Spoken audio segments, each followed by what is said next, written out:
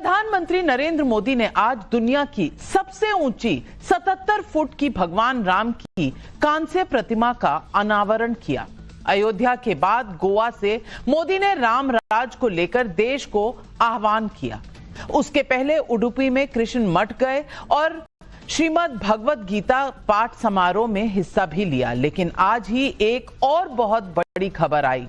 अमेरिकी टैरिफ के बावजूद देश की जीडीपी में जोरदार उछाल देखने को मिला। जुलाई सितंबर तिमाही में देश के विकास का दर 8.2% पर रहा, जबकि पिछली तिमाही में देश की जीडीपी रेट 7.8% रही थी। मतलब मोदी का विजन, मोदी का विकास मॉडल सब आंकड़ों में पटरी पर दिख रहा है। दूसरी तरफ चुनाव दर चुनाव हार के बाद कांग्रेस पार्टी प्रवक्ता चुनने के लिए अब टैलेंट हंट मॉडल लेकर आई है। अलग अलग राज्यों में इसका आयोजन हो रहा है। कांग्रेस की विचारधारा में विश्वास रखने वाले लोग इसमें पंजीकरण कर सकते हैं। चुने गए लोगों को कांग्रेस पार्टी प्रवक्ता बनाएगी। लेकिन सवाल है कि क्या सिर्फ प्रवक्ता के लिए ही टैलेंट हंट होगा या अध्यक्ष और हाईकमान के लिए भी होगा? सवाल इसलिए क्योंकि कांग्रेस में टैलेंटेड नेताओं की कमी मुझे तो नहीं दिखती। ये अलग बात है कि टैलेंटेड नेता परिवार के सामने दरकिनार हो जाते हैं और जबरदस्ती का जननायक कोई और बनकर बैठ जाता है। कांग्रेस राहुल गांधी को जननायक कहती है। भाई जननायक हैं तो फिर हार की जिम्मेदारी भी तो उन्हीं की होगी, या सिर्फ जीत के जननायक होंगे? हार गए तो कार्यकर्ता रगड़े जाएंगे। जितनी सीटें नहीं जीतते उससे ज्यादा तो राहुल गांधी के नेतृत्व में पार्टी की हार हो चुकी है। बिहार में 6 सीट जीते हैं, बस कुल सीट जीते हैं 6, और राहुल गांधी के नेतृत्व में हार हो चुकी है 95। जहां सरकार है वहां सीएम की कुर्सी के लिए तू मैं चल रही है। हार की समीक्षा हो तो उसमें चिकन कबाब और हरी चटनी थाली में पड़ी है कि नहीं, ये ज्यादा बड़ा मुद्दा हो जाता है। क्यों हारे, इस पर गोली बंदूक निकलने की नौबत तक आ जाती है। सवाल उठता है कि पार्टी है या फिर बनाना रिपब्लिक, और नेतृत्व कैसा है जो ना हार रोक पा रहा है, ना पार्टी में कलह ही रोक पा रहा है, ना गठबंधन को बांध कर रख पा रहा है, ना गठबंधन के नेताओं को अपने नेतृत्व का भरोसा दिला पा रहा है। ऐसे में पब्लिक पूछ रही है सवाल, जीते तो राहुल गांधी जननायक, हारे तो कार्यकर्ता खलनायक। यही है आज सवाल पब्लिक का।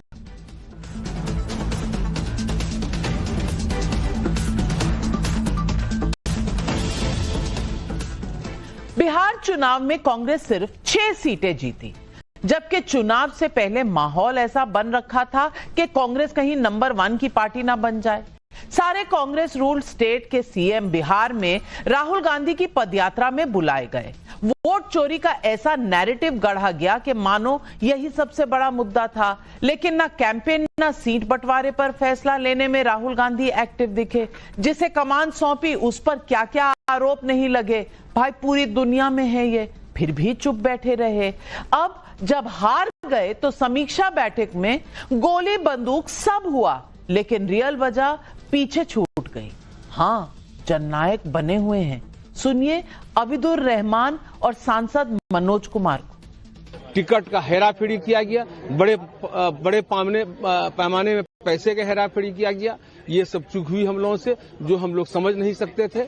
ये हमने राहुल जी को सुनाया। वोट को डाइवर्ट किया गया, कहा गया कि वोट से सारा वोट को पतंग में डाल दो। अब पतंग का वोट जो था वो दे दिया, तीर में दे दिया। ओवैसी फैक्टर तो रहा ही हमारे यहाँ, बहुत बड़ा फैक्टर रहा ओवैसी।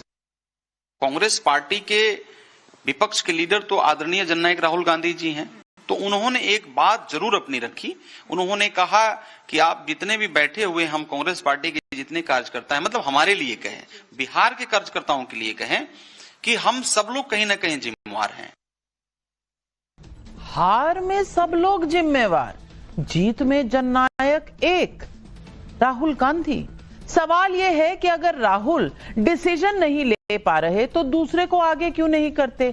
मुझे नहीं लगता कि 6 दशक तक देश पर राज करने वाली पार्टी में नेताओं की कहीं कमी है। जमीनी कार्यकर्ताओं की भी कमी नहीं है, लेकिन उसमें जान फूंकनी होती है। उन्हें विश्वास दिलाना होता है कि नेतृत्व सही हाथों में है। अनुभव, युवा शक्ति, इन सबको जोड़कर एक ऐसी टीम बनाई जाती है जो 24 घंटे काम करे। ऐसा नहीं होगा कि अचानक से आए, 2-4 दिन माहौल बना दिए, फिर विदेश निकल गए। राजनीति पार्ट टाइम प्रोफेशन नहीं है, ये मैं नहीं, सब कहते हैं। और जब तक आप इसे पार्ट टाइम मानेंगे, आप हार की सेंचुरी की तरफ आगे बढ़ेंगे।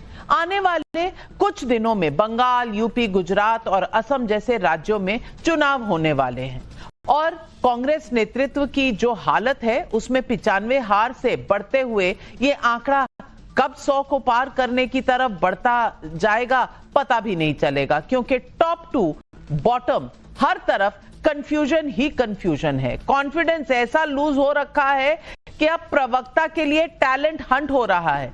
मैं ग्राफिक्स के जरिए दिखाना चाहती हूं। देखिए, ये टैलेंट हंट फॉर्म है जिसमें नाम, पता, धर्म, जाति, शैक्षिक योग्यता सब कुछ तो पूछी जा रही है। ये तो समझ में आ गया, लेकिन यह भी पूछा जा रहा है कि आप मुस्लिम प्रतिनिधित्व, जाति गणना, वोट चोरी जैसे मुद्दों पर कितना तगड़ा बोल सकते हैं। अरे भाई, पका पकाया माल अंदर आना चाहिए चिल्लाने के लिए।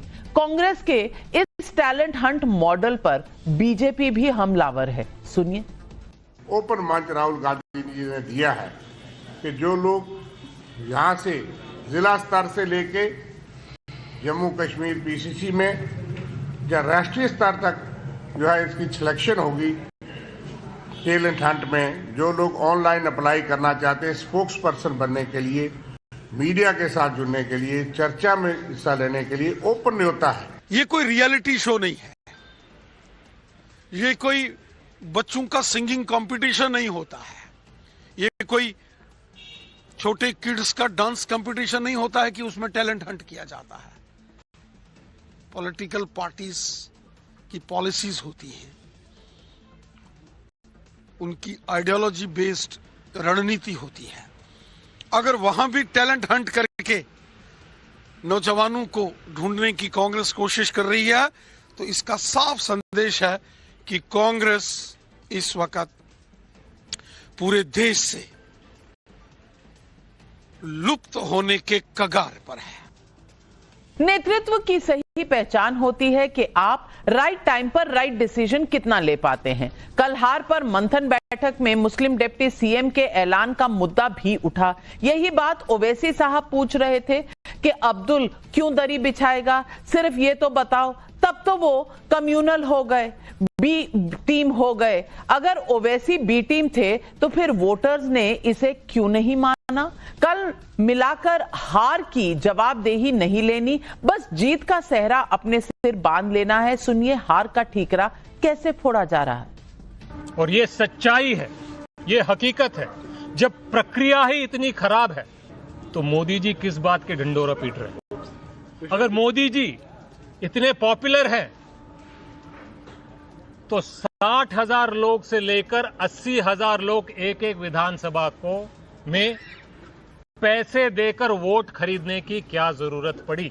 अब जो चुनाव में जो हमारी जो पराजय हुई है, मुख्तार रूप से ये केंद्र सरकार ने प्रभावित किया है। ऐसे में सवाल पब्लिक का है। सवाल नंबर 1, राहुल गांधी कांग्रेस के लिए जननायक, तो फिर हार की जिम्मेदारी कार्यकर्ताओं की कैसे? सवाल नंबर 2, प्रवक्ताओं के लिए कांग्रेस का टैलेंट हंट, क्या हाईकमान के लिए भी ऐसा मॉडल लाएगी कांग्रेस? सवाल नंबर 3, जमीनी स्तर के नेताओं ने हार की सच्चाई बताई तो फिर राहुल गांधी ने जिम्मेदारी तय क्यों नहीं की? यही सवाल आज पब्लिक पूछ रही है और इन सवालों के जवाब देने के लिए आज हमारे साथ जुड़ रहे हैं बीजेपी की राष्ट्रीय प्रवक्ता राधिका खेड़ा मेरे दाहिनी तरफ, हमारे साथ हर्षवर्धन त्रिपाठी वरिष्ठ पत्रकार जुड़ रहे हैं, शादाब चौहान साहब नेता हैं AIMIM के, मेरी बाईं ओर आज जुड़ रहे हैं डॉक्टर राजकुमार राजन राष्ट्रीय प्रवक्ता RJD के, राजकुमार भाटी जी राष्ट्रीय प्रवक्ता समाजवादी पार्टी के। लेकिन सबसे पहले अश्विनी कुमार मिश्रा कांग्रेस के नेता से मेरा सवाल है। अश्विनी कुमार मिश्रा जी, अगर जीत गए तो जननायक राहुल गांधी और हार गए तो खलनायक आपकी पूरी पार्टी के बाकी कार्यकर्ता। ये कैसा आपका न्याय चल रहा है? और मैंने तो सब जगह कहानी पढ़ी है, आपने भी पढ़ी होगी, पूरे सोशल मीडिया में है कि वहां समीक्षा कम हो रही थी, चिकन टिक्का और चटनी पूरी है कि नहीं प्लेट में, ये देखा जा रहा था। टैलेंट हंट अलग चल रहा है। टैलेंट हंट, अगर टैलेंट होता तो 95 हार नहीं होते। अब टैलेंट हंट सिर्फ प्रवक्ताओं का होगा या बाकी कांग्रेस में भी कहीं टैलेंट होगा या नहीं होगा, इसकी समीक्षा कौन करेगा? Navika ji, good evening to your viewers. Generally democracy में होता है कि एक के अगर 51% वोट आए, 50 से थोड़े ज्यादा और एक के 50 से थोड़े कम आए, तो ज्यादा वाले को विनर डिक्लेयर कर दिया जाता है। बट अभी हमारी डेमोक्रेसी की हालत ऐसी है कि आप 60% वोट लाकर के भी भारतीय जनता पार्टी के इकोसिस्टम से जीत नहीं सकते। आपको कम से कम मार्जिन डिफरेंस 20% रखना पड़ेगा अपने वोटर में, तो आप इसी इकोसिस्टम में जीत सकते हैं। इसका जीता जाता उदाहरण आपको, नाविका जी, मुझे बड़ा दुख होता है ये जान करके कि आप जैसे प्रबुद्ध लोगों को ये विषय चिंतित नहीं करता है कि एक एक कॉन्स्टिट्यूएंसी में 55 से 60 हजार लोगों को पैसे दिए गए, 10-10 हजार रुपए, और उन्हीं महिलाओं की चुनाव में ड्यूटी भी लगाई गई। आप बताइए क्या ये चुनाव निष्पक्ष होगा अगर उन लोगों को चुनाव ड्यूटी में लगा दिया जाए जिनको आपने डायरेक्ट अकाउंट में पैसे भेजे हैं?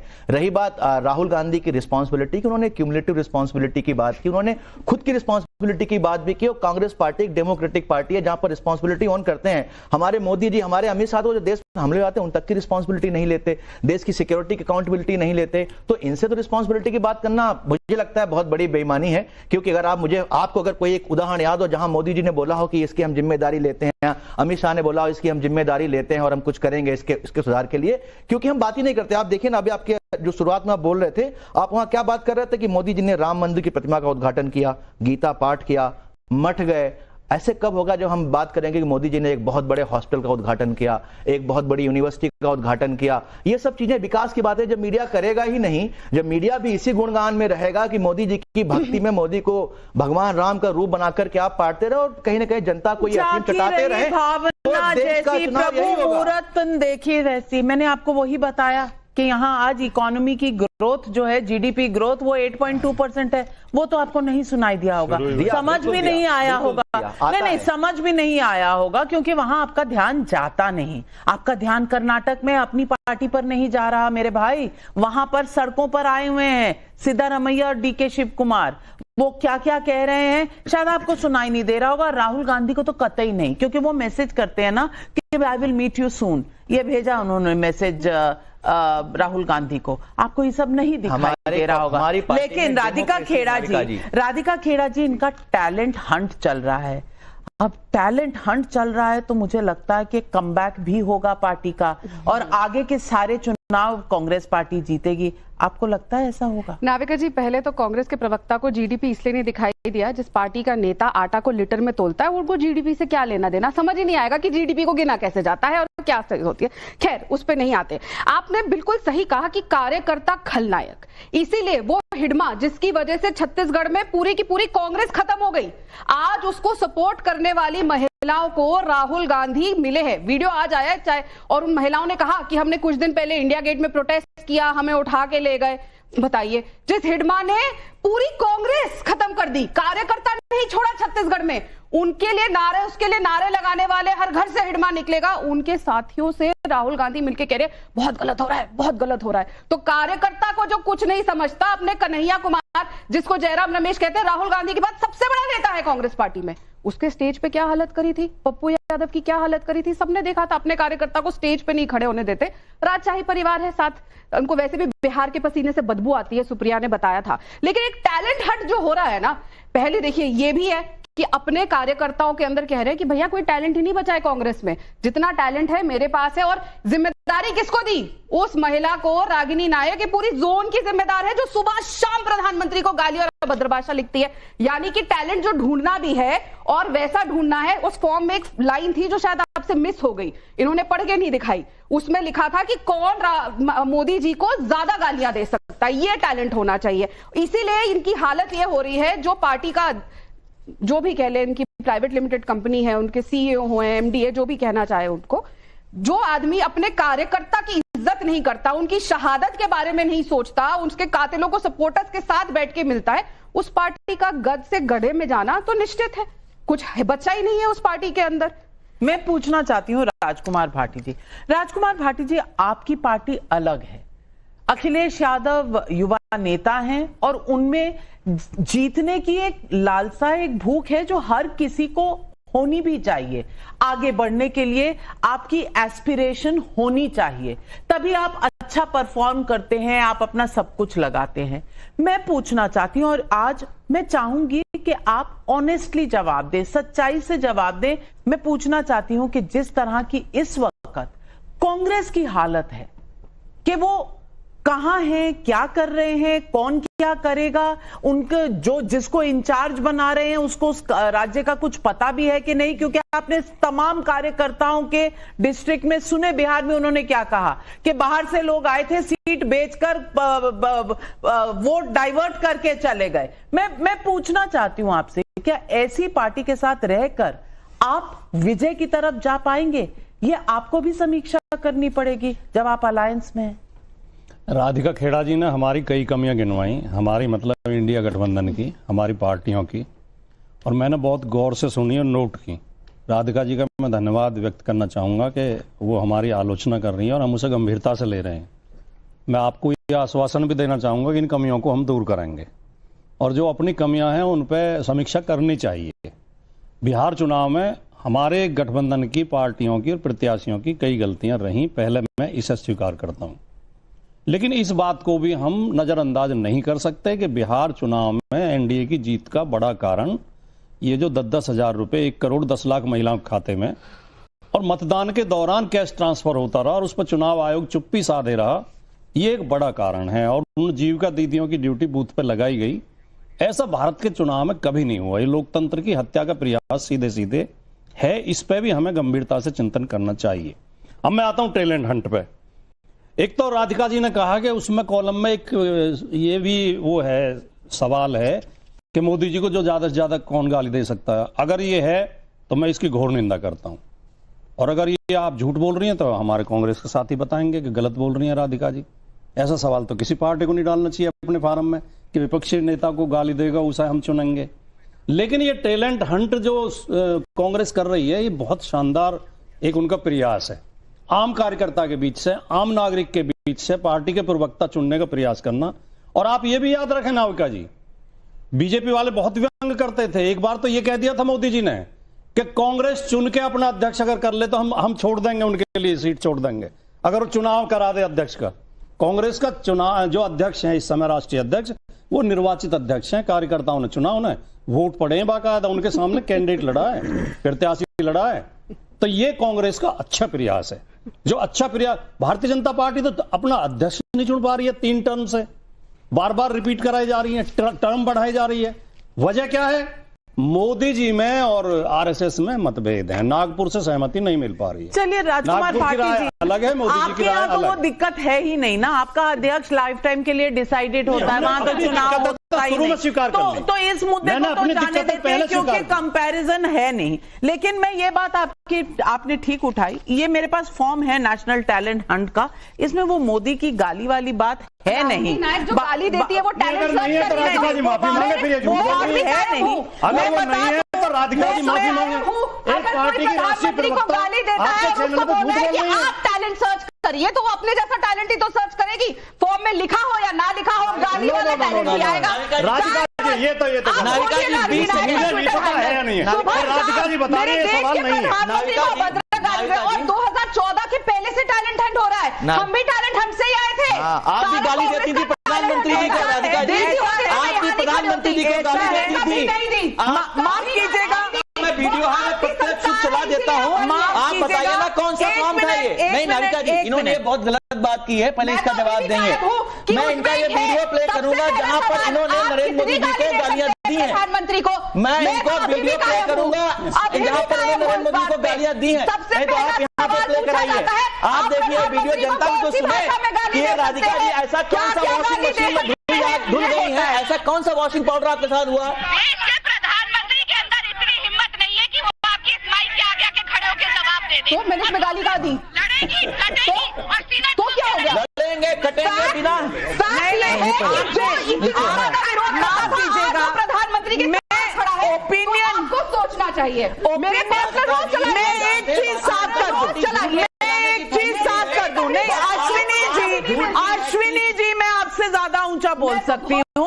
मैं सिर्फ इतना बताना चाहती हूँ कि मेरा शो फैक्ट्स के लिए जाना जाता है। जहां तक फैक्ट्स कंसर्न्ड है, ऐसा कोई कॉलम नहीं है जिसमें नरेंद्र मोदी को गाली देने की क्षमता मांगी गई है। ये कहा गया है वोट चोरी, caste census, women safety in India, Muslim representation, India foreign policy, abrogation of article 370 इन पर अंदर एक और फॉर्म दिया जाता है, इंटरनल है। मैं सिस्टम में रही हूँ, मुझे पता है सिस्टम कैसे चलता है। अंदर एक और फॉर्म दिया जाता है, वो सवाल पूछा जाता है। अगर आप किसी और नहीं अगर आप और किसी चीज की बात करें तो वो जानकारी में नहीं है। जो ऑनलाइन फॉर्म है मैं इसकी बात कर रही हूँ, लेकिन उन्होंने रखी, लेकिन मुद्दा ये नहीं है, मुद्दा ये नहीं है। हर्षवर्धन त्रिपाठी जी, मैं मुद्दा आपसे पूछना चाहती हूँ।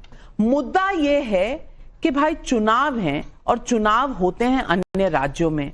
अब बिहार का किस्सा ले लीजिए, क्योंकि ये अभी के चुनाव हुए थे। अब यहां पर जननायक के पोस्टर लगे थे राहुल गांधी के। जब राहुल गांधी के लगे तो फटाफट तेजस्वी यादव जी के भी लग गए। लेकिन जब हार गए, वो 25 में सिमट गए, ये 6 में सिमट गए, तो सब कह रहे हैं कि भाई साझा है हमारी प्रॉब्लम। ये कहां तक सही है? और दूसरी बात, सारे कार्यकर्ता जो हैं और जितने भी वहां के लीडर हैं, वो कल समीक्षा की 4 घंटे की बैठक में आए और बता के गए कि वोट डाइवर्जन हुआ, टिकटें बेची गई, पैसे में गोलमाल हुई, लोग उठाकर भाग गए, किसी ने देखा नहीं कि क्या हो रहा है, अलायंस में भी प्रॉब्लम थी। यहां तक भी कहा गया कि ओवैसी जी के कहने के बाद हमने डिप्टी सीएम माइनॉरिटी से नहीं बोला, इसका भी खामियाजा भुगतना पड़ा। तमाम जो शॉर्टकमिंग्स थी, जो प्रॉब्लम्स थी, वो सब बयान किए गए। डिसीजन क्या हुआ? चिकन टिक्का, हरी चटनी और उसके बाद साझा रिस्पॉन्सिबिलिटी। ऐसे समीक्षा होती है क्या? लेकिन नेविका जी, सबसे पहले तो ये कि राहुल गांधी की अपनी समस्या इतनी बड़ी है और राजा के सामने ये कहना कि भाई तुम्हारे शरीर पे वस्त्र नहीं, ये बड़ा कठिन काम होता है। और कह सकते हैं यानी कि हम डेमोक्रेसी में नहीं है। अपनी पार्टी के तो राजा ही है ना, वो कहते हैं मैं प्रधानमंत्री तो डेमोक्रेसी क्या हुई? नहीं, उनके लिए नहीं है, फितरत राजा वाली है। अगर उनके लिए होती, मल्लिकार्जुन खड़गे को ये न कहना पड़ता। अभी भाटी जी ने अच्छा बताया, सच बात है कि थरूर जी और खड़गे जी के बीच में चुनाव हुआ था, लेकिन खड़गे जी अगर हाईकमान किसी को कह रहे हैं तो निर्वाचित कितना अध्यक्ष है, उसकी हैसियत वो जनता को पता है। लेकिन एक बात बड़ी अच्छी हुई और वो अश्विनी जी ने भी कही, भाटी जी ने भी कही। मैं चूंकि पत्रकार होने के नाते प्रधानमंत्री पर भी, एलओपी पर भी नजर रखता हूं। एलओपी की जो समीक्षा बैठक और कुछ चीजें वो सामने से आई, सबको पता है। कुछ और विशेष होगा तो अश्विनी जी ऐड कर देंगे। प्रधानमंत्री एक एयरक्राफ्ट मेंटेनेंस सर्विस का उद्घाटन करते हैं। प्रधानमंत्री की cabinet rare earth magnet programme 60,380 crore के प्रोग्राम को मंजूरी देती थी। प्रधानमंत्री जहां जिस देश की अर्थव्यवस्था की बात होती है तो उसकी समीक्षा कर रहे होते हैं, और उसी वक्त जब आंकड़ा आ रहा होता है तो जो सारे एक्सपर्ट्स का, इकोनॉमिक एक्सपर्ट्स का 7.4 था, वो 8.2 आ जाता है। तो जब हम सिर्फ राम की मूर्ति के उद्घाटन को देखते हैं तो हम वहां तंज करते हुए देखते हैं विपक्ष को। देश सबसे चलता है, देश की आत्मा राम है, लेकिन देश को चलाने के लिए आर्थिक गतिविधियां बड़ी महत्वपूर्ण हैं। और सारे जो इकोनॉमिक एक्सपर्ट्स हैं, सारी जो एजेंसी है, वो कह रहे हैं कि 7 to 8% की ग्रोथ पर हम जा रहे हैं। प्रधानमंत्री की टास्क फोर्स कह रही है कि हमको इसको और आगे ले जाना है। हमने देखा सेमीकंडक्टर मिशन का अभी उन्होंने बैठक ली कि वो कितना बढ़ी है आगे। अब semiconductor mission, rare earth minerals, aircraft maintenance facility, अगर ये सब कुछ नहीं दिख रहा है और कोई कह रहा है कि सिर्फ वो राम और कृष्ण और गीता पाठ में लगे हुए हैं, जो उन्होंने आपके उस हिस्से को पकड़ लिया, तो मुझे लगता है असली मुश्किल यहां है। देश के मूल को तो समझना पड़ेगा, और देश के मूल को जो नहीं समझेगा वो आज की जो कांग्रेस, राहुल कांग्रेस, वो हो जाएगा। ये इंदिरा गांधी नहीं करती थी जो आज राहुल कांग्रेस और उनके प्रवक्ता करते हैं। और ठीक बात है, फॉर्म में मुझे भी नहीं दिखा कि गाली देना है, लेकिन मैं तो देख रहा हूं लंबे समय से प्रधानमंत्री को गाली देने का कोई अवसर वो कांग्रेस के नेता प्रवक्ता छोड़ते नहीं थे। और मुझे सचमुच ही लगता है आप फॉर्म भरने गए बड़ी थे, गंभीरता से लगता है। नहीं, ईश्वर की कृपा से, टैलेंट नहीं मान रहे। ईश्वर की कृपा से मेरे इतने भी बुरे दिन नहीं आए कि किसी पार्टी का फॉर्म मुझे भरना पड़े। मतलब ये इसको समझिए, इतने बुरे दिन नहीं आए। आप अपनी समीक्षा तो कर नहीं पाते ना अश्विनी जी, आप अपनी समीक्षा तो कर नहीं पाते। पत्रकारों की समीक्षा आप बहुत करते हैं। मोदी भक्त तो आप हैं, मोदी भक्त तो आप हैं, क्योंकि जब तक राहुल गांधी है तब तक मोदी रहते रहेंगे, इसीलिए सबसे बड़े मोदी भक्त तो राहुल गांधी है। अश्विनी जी पहले एक लाइन, ये सच है, मुझे इसमें कोई दिक्कत नहीं दिखती है कि फॉर्म भर के टैलेंट हंट हो, ये सब अच्छी बात है। लेकिन मुझे याद आ जाता है युवक कांग्रेस का चुनाव भी ऐसे राहुल गांधी ने कराया था, और उसके बाद युवक कांग्रेस का क्या हाल हुआ वो राधिका जी भी बता सकती हैं। कट्टे पैसा और क्या क्या नहीं हुआ, प्रोसेस मुझे वो याद है। नहीं निकलता, राहुल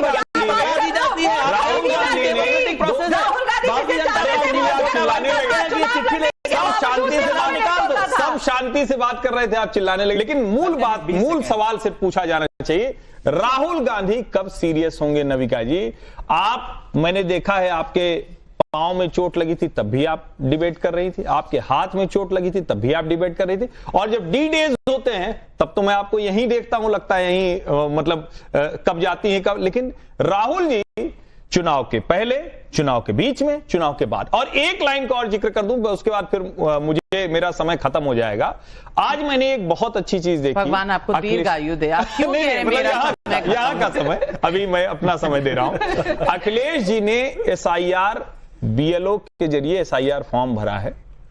हर पार्टी के राष्ट्रीय नेता को यह काम करना चाहिए, अराजकता बंद करना चाहिए। अखिलेश यादव ने आज बहुत अच्छा काम किया है। मुझे लगता है लोकतंत्र को मजबूत करना है तो सबको ही काम। मैं इसीलिए भाटी जी को कह रही थी कि अखिलेश यादव और राहुल गांधी में मूल अंतर है, जमीन से जुड़े हुए होने का अंतर। और पता नहीं क्यों मुझे एक पंक्ति याद आ रही है किसी की, वो ये कहा गया था कि सक्सेस के लिए ये जरूरी नहीं है कि आप में बहुत बड़ा टैलेंट हो, सक्सेस के लिए ये जरूरी है कि आप वहां युद्ध स्थल पर रोज मौजूद हो, रोज अपना काम करे, निरंतर प्रयास करे। और हम सब ये कहते हैं कंसिस्टेंसी इंपॉर्टेंट है।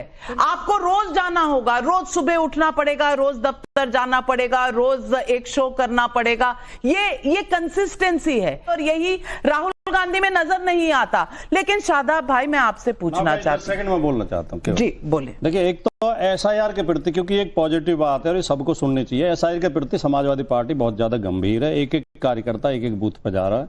कल मुझे भी 1010 मतदाताओं की जिम्मेदारी दी गई थी।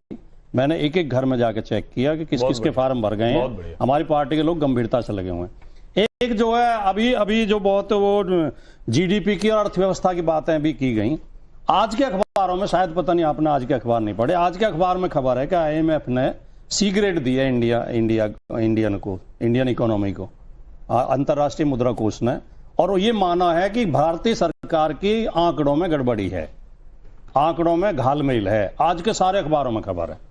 सर, मैं भी आज का ही अखबार पढ़ के आया हूँ। सारी एजेंसी कह रही है कि ओनली ब्राइट स्पॉट, IMF की खबर है या नहीं है? एक ही दुनिया के एक ही ब्राइट स्पॉट है, इंडिया है।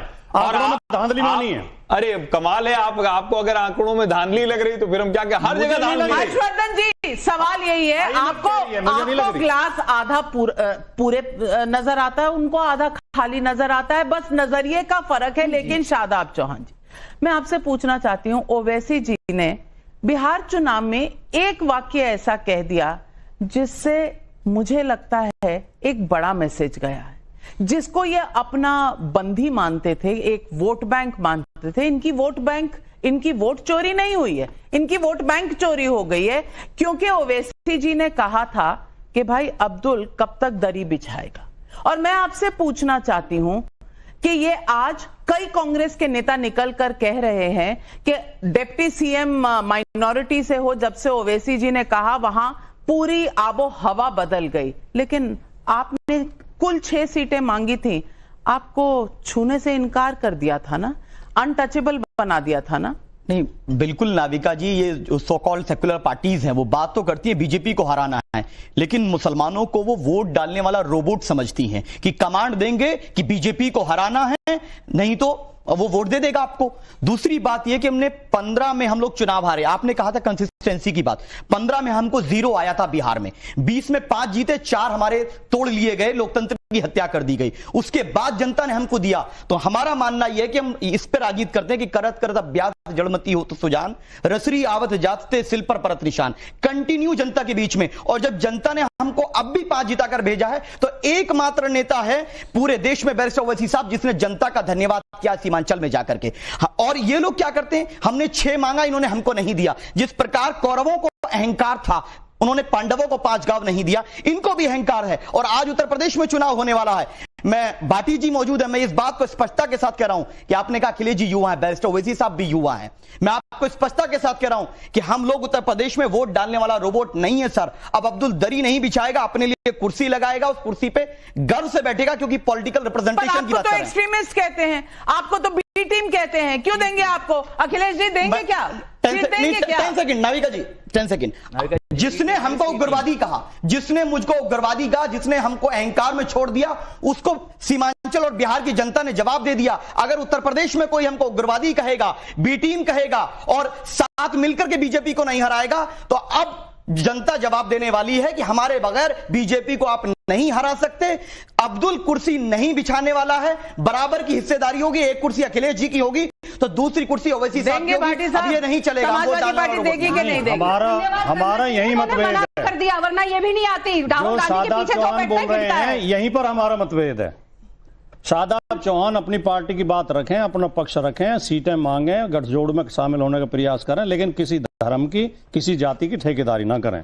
जो पार्टियां धर्म के आधार पर ठेकेदारी करती हैं, चाहे वो बीजेपी हो, चाहे वो MIM हो, दोनों तरफ की सांप्रदायिकता से हमारा विरोध है। फॉर्मूला भूल गए। अब राजकुमार अच्छा भाटी जी हर्षवर्धन त्रिपाठी और मैं मुलायम सिंह जी की पार्टी को कब से कवर कर रहे हैं, जरा बता दीजिए। नविका जी, एक फैक्ट है सबसे पहले, IMF की रिपोर्ट मैंने खोल ली, और वैसे तो बहुत लंबी रिपोर्ट है, उन्होंने सब कुछ बताया है, लेकिन 2 लाइन पढ़ देता हूं। Overall the IMF outlook underscores India's economic stability and adaptability, positioning it as a bright spot in a world projected to grow this. IMF की रिपोर्ट ये कह रही है। बीच में से एक वाक्य निकाल के आपने सुना दिया। नहीं सर, सीक्रेट दिए नहीं दिए, पढ़ सकता हूं, ग्रेड डाउन किया नहीं किए, झूठ नहीं बोला, सीक्रेट दिए नहीं दिए। आप बहुत बड़े, मैंने सिर्फ उसका कंक्लूजन बताया। मैं IMF की रिपोर्ट से पढ़ रहा हूं, आप जाने कहां से? लेकिन मैं IMF की रिपोर्ट से पढ़ रहा हूं। सीक्रेट दिए नहीं दिए। IMF की रिपोर्ट भारत को दुनिया का सबसे ब्राइट स्पॉट इकोनॉमिकली मानती है। इकोनॉमी जो है, जो दाल जो है 200 रुपए किलो पहुंच गई। आप दाल खाते होंगे हर्षवर्धन जी, इसीलिए कहते हैं कि जब आप दाल खाना छोड़, जब आप इमली, आम, आंवला सब एक साथ करने लगेंगे तो गड़बड़ हो जाएगा। जिसपे बात की उसके जवाब दीजिए, नहीं तो खोल दिखाइए। मैं तो ये की रिपोर्ट निकालिए ना भैया, अश्विनी जी इससे नहीं होता,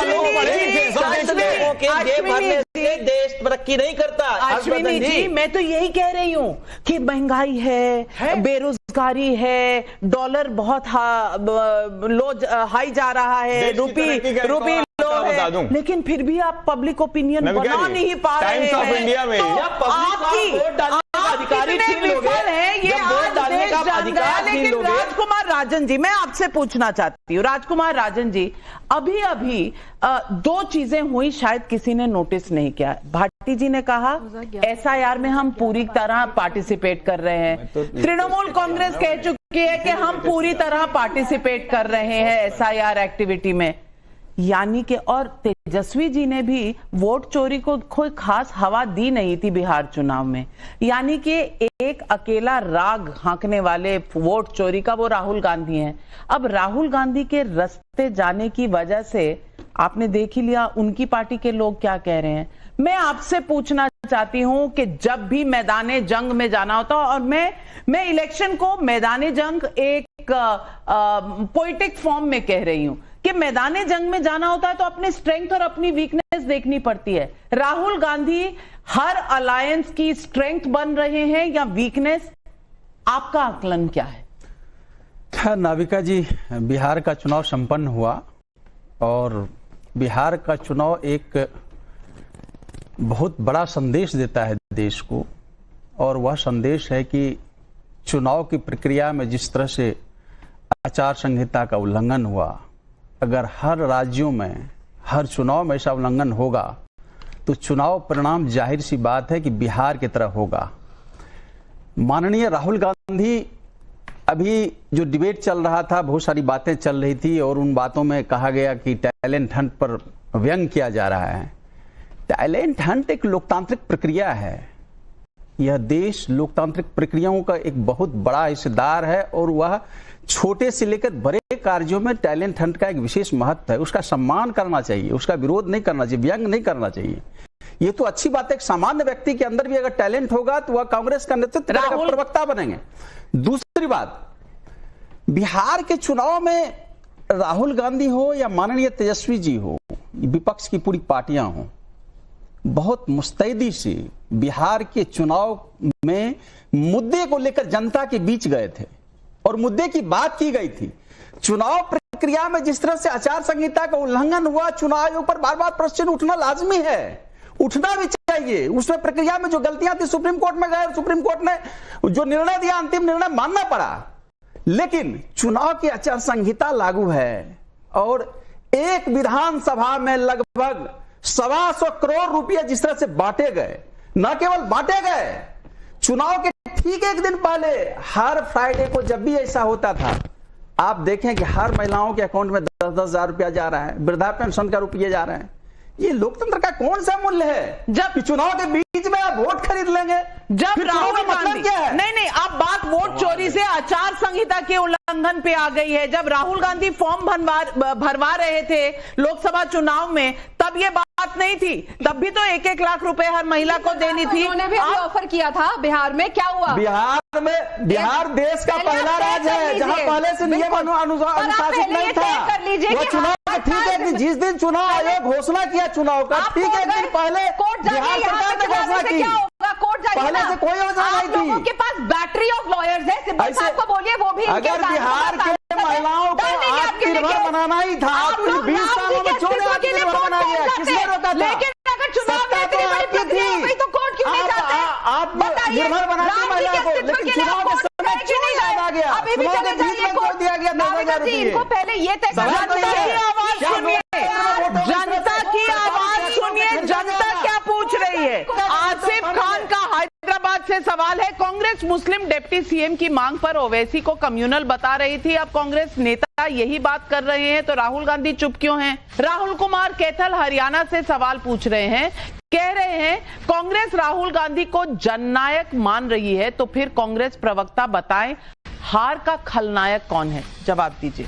जनता जवाब जो है आने वाले समय में भारतीय जनता पार्टी को देगी, उखाड़ फेंकेगी, प्रोवाइडेड ये इलेक्शन ट्रांसपेरेंसी से हो। रही बात जनता की जो भावना है, वो कह देता हूं, जनता की भावना है। अदम गोडबे जी की एक लाइन है कि तुम्हारी फाइलों में गांव का मौसम गुलाबी है, मगर ये आंकड़े झूठे, ये दावे किताबी हैं। तुम्हारी मेज चांदी की, तुम्हारे जाम सोने के, यहाँ जुम्मन के घर में आज किस सरकार के समय गोडबे साहब ने लिखा है? भाटी जी बता दें, 2 करोड़ भाटी जी बता दें, मैं नहीं बताना चाह रहा हूं।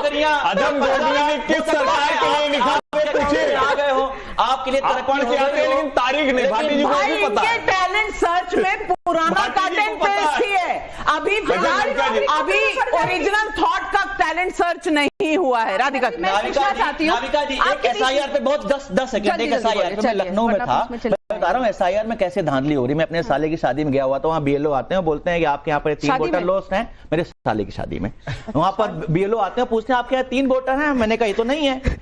तो बोलता है इनके नाम काट देते, बाद पता चलता है कि वो जो रॉन्ग मकान नंबर का लेकर के वहां पर ब्यूरो करने आया था। और ऐसी कितनी जगह धांधलियां हो रही होंगी, आप मुझे ये बताइए। एक बीएलओ आकर के वहां पर मेरे सामने की घटना है, वो पूछता है 3 व्यक्ति हैं, BLO को जानने के बाद इनका ये हाल है। BLO को जानने के बाद, शादी में निमंत्रण देने के बाद इनका ये हाल है कि नाम डिलीट हो जा रहे हैं। लेकिन मेरे नाम नहीं थे, वो मेरे साले के घर वाले थे, उनके नाम थे, मैं तो वहां पर गेस्ट था। राधिका, एक सवाल पूछना चाहती हूँ। राहुल गांधी ने बड़ा नैरेटिव चलाया, वोट चोरी हो गई, वोट चोरी। बिहार चुनाव के बीच में हरियाणा के बारे में प्रेस कॉन्फ्रेंस करके कहा वोट चोरी हो गई। एफिडेविट नहीं दिया, चलिए उनकी मर्जी है, लेकिन बार बार कहा कि इलेक्शन कमीशन सारी फुटेज डिलीट कर देती है। तो क्या आप 45 डेज की वेट कर रहे हैं अपने चोरी के आरोप के लिए? अभी तक आपने फुटेज क्यों नहीं मांगी है? फिर राहुल गांधी 45 डेज के बाद कहेंगे आज मैं हाइड्रोजन बॉम्ब छोड़ूंगा, और उसमें कहेंगे देखिए सारी फुटेज ला दी, दिखाइए क्या। लेकिन राहुल फिर भी जननायक और कार्यकर्ता फिर भी कलनायक। और हमने ये सवाल जनता से पूछा, कांग्रेस राहुल गांधी को जननायक कहती है तो क्या हार की पूरी जिम्मेदारी राहुल को लेनी चाहिए? 30,000 लोगों का सैंपल साइज है। हाँ कहने वाले 85% लोग, नहीं कहने वाले 12%। जिम्मेदारी छोड़िए, जिम्मेदारी की कमेटी की रिपोर्ट भी नहीं पढ़ी जाती, क्योंकि all the time and conclusion is clear. Rahul Gandhi Jannayak, Rahul Gandhi greatest, Rahul Gandhi greatest, यही रहेगा हाल। ग्रेटेस्ट, बिल्कुल, वेरी गुड, ऐसे रहिए, हम तो चाहते हैं आपके लिए राहुल गांधी ग्रेट है। जनता उनके साथ है। आप लोगों की वोट चोरी कभी न कभी तो एक्सपोज होगी,